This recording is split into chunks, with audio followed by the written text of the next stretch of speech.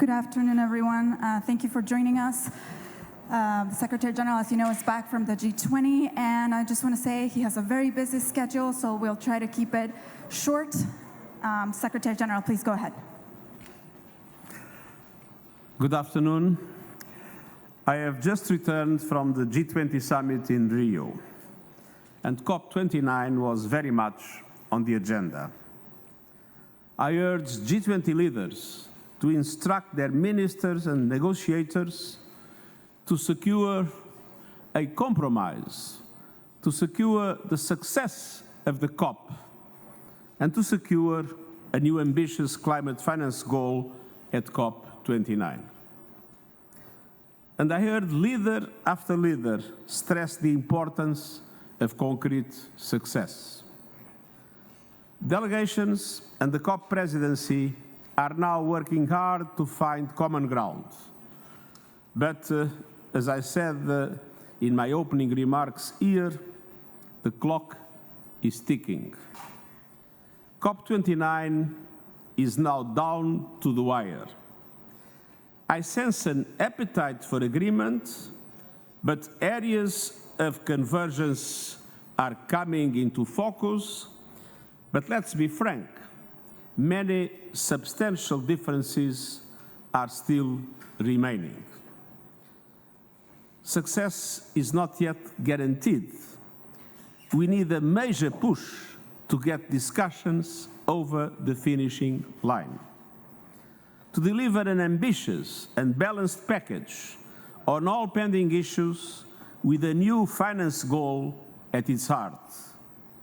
Failure is not an option. It might jeopardize both near-term action and ambition in the preparation of the new national climate action plans, with potential devastating impacts as irreversible tipping points are getting closer.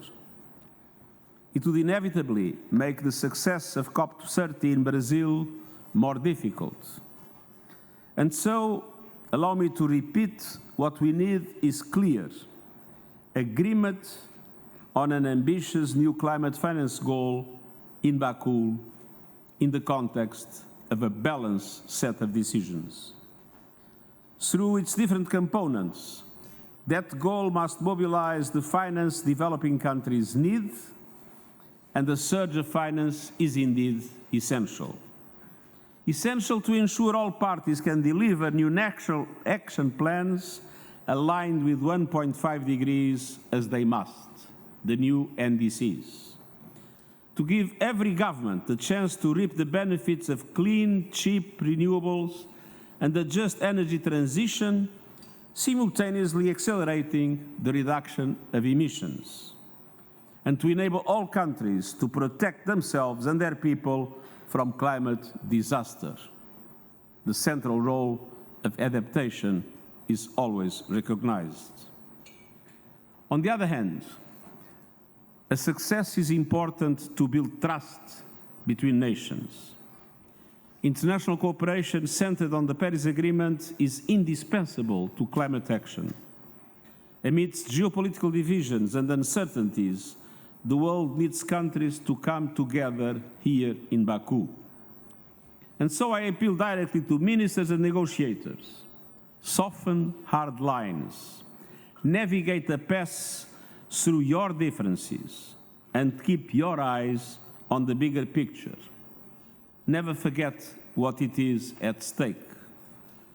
This is a COP to deliver justice in the face of climate catastrophe, to help move us closer to secure a decent world for all humanity. This is not a zero-sum game, and finance is not a handout.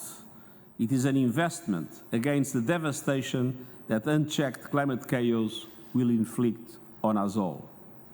It is a down payment on a safer, more prosperous future for every nation on Earth. And so we must make progress, and we must use the progress we already made to build upon. Last week, multilateral development banks announced a significant boost in climate finance for low and middle-income countries. These will reach 120 billion US dollars a year by 2030, with another 65 billion mobilized from the private sector, with a natural projection that would increase these values for 2035. And in September, countries agreed to the Pact for the Future. And this contains important commitments on access to finance, effective action on debt, and substantially increased the lending capacity of the multilateral development banks, making them bigger and bolder. As you know, this is a negotiation among member states. I am not a negotiator myself, as Secretary-General of the United Nations, but the COP presidency has my full cooperation in its efforts to strike a deal. Building on last week's consensus on carbon markets and the new national climate action plans that some countries have already announced. I urge every party to step up, pick up the pace and deliver. The need is urgent, the rewards are great, the time is short, and I thank you. Thank you very much. We only have time for 3 questions. We will start over here. Dani Chiaretti, Valore Economico, please.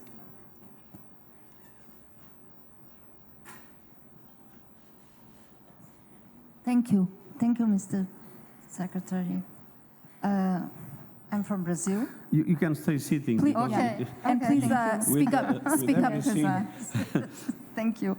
So, developing countries feel that developed countries are ready to mention the urgency of the climate crisis, something that the developing countries also agree, but there is no urgency in finance. So, what is your message to the richest nations that are still refusing to offer a negotiated number here in Baku? I do believe that we are coming to a moment of truth.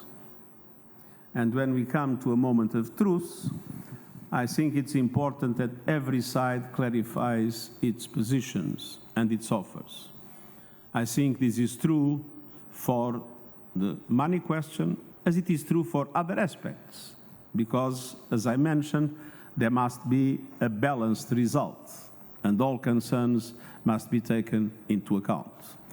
But I don't think we can go on and on and on without clarifying the key aspects of the negotiation, and of course, the financial dimension of the results of the COP will be one of those key aspects. But it's not the only one.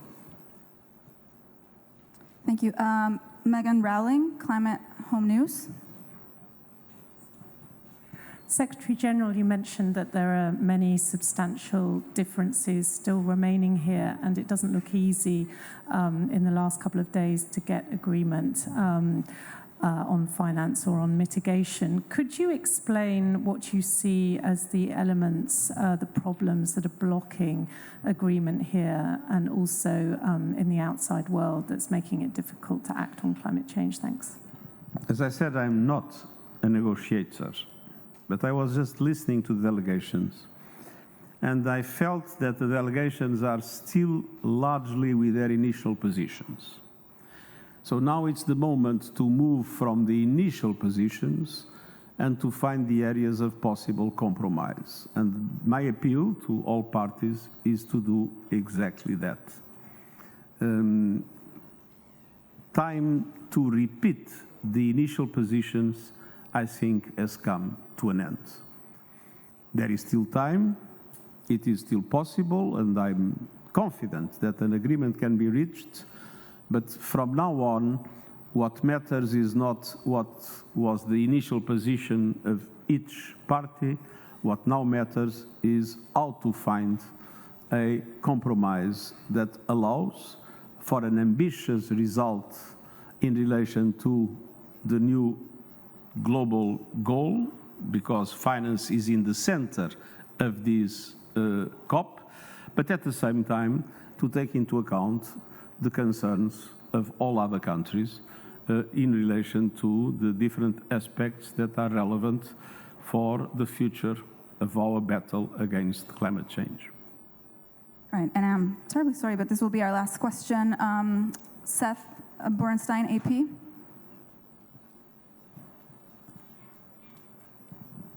Thank you. How much of a setback is the lack of language from the G20 in calling for a transition away from fossil fuels?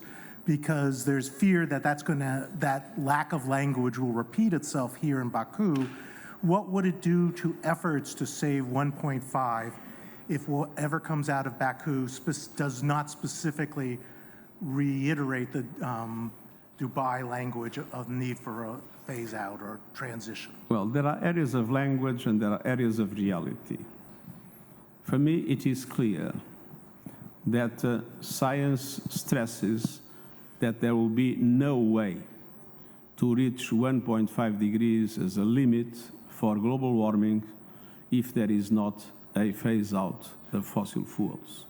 Of course, a phase out of fossil fuels in the context of a just transition. And it is my clear opinion that the language, whatever language is adopted, will not change this reality. Thank you very much. Thank you very much. All the best.